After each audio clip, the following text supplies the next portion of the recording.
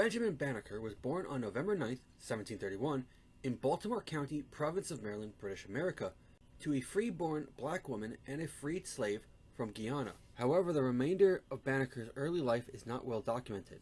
After his father's death in 1759, Banneker lived with his mother and sisters.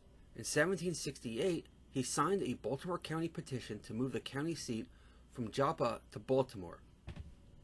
In early 1791, U.S. Secretary of State Thomas Jefferson asked surveyor Major Andrew Ellicott to survey an area that would contain a new federal district. Ellicott then hired Banneker as a replacement to assist in the initial survey of the federal district's boundary, advancing him $60 for travel expenses.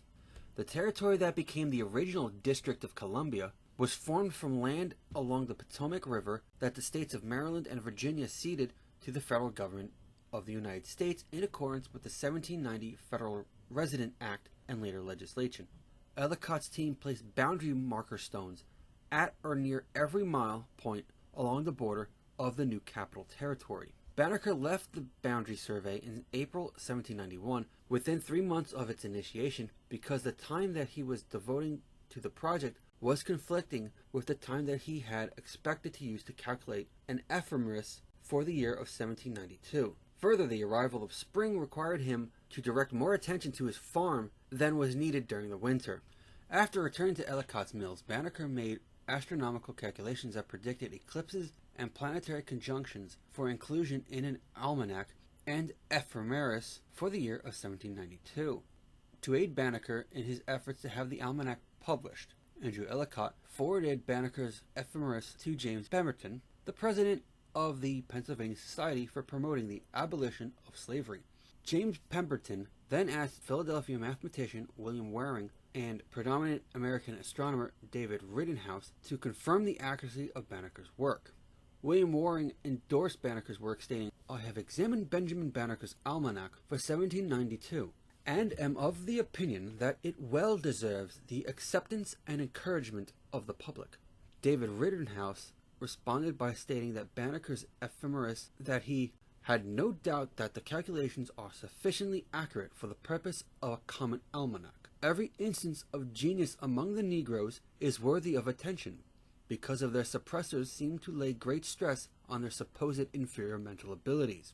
A biographer wrote that Banneker replied to Rittenhouse's endorsement by stating, "I am annoyed to find that the subject of my race is such stressed.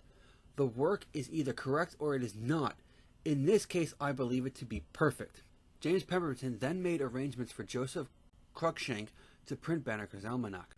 Having thus secured the support, Banneker delivered a manuscript containing his ephemeris to William Goddard, a Baltimore printer who had published the Pennsylvania, Delaware, Maryland, and Virginia almanac ephemeris for every year since 1782. Goddard then agreed to print and distribute Banneker's work within an almanac and ephemeris for the year of 1792. Banneker's Pennsylvania, Delaware, Maryland, and Virginia almanac and ephemeris for the year of our Lord 1792 was the first in a 6-year series of almanacs that printers agreed to publish and sell.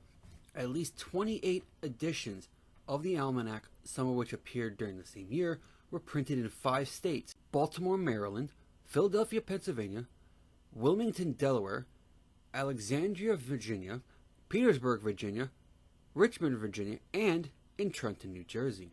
On August 19, 1791, after departing the federal capital area, Banneker wrote a letter to Thomas Jefferson, who was serving as the United States Secretary of State.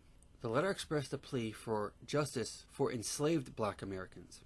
To further support this plea, Banneker included within his letter a handwritten manuscript of an almanac for 1792 containing his ephemeris with his astronomical calculations. He retained handwritten copies of the letter in Jefferson's August 30th, 1791 reply in a volume of manuscripts that became part of a journal. After selling much of his home site to the Ellicotts and others, he probably died in his log cabin 9 years later, on October 19, 1806, aged 74. On the day of his funeral in 1806, a fire burned Banneker's log cabin to the ground, destroying many of his belongings and papers.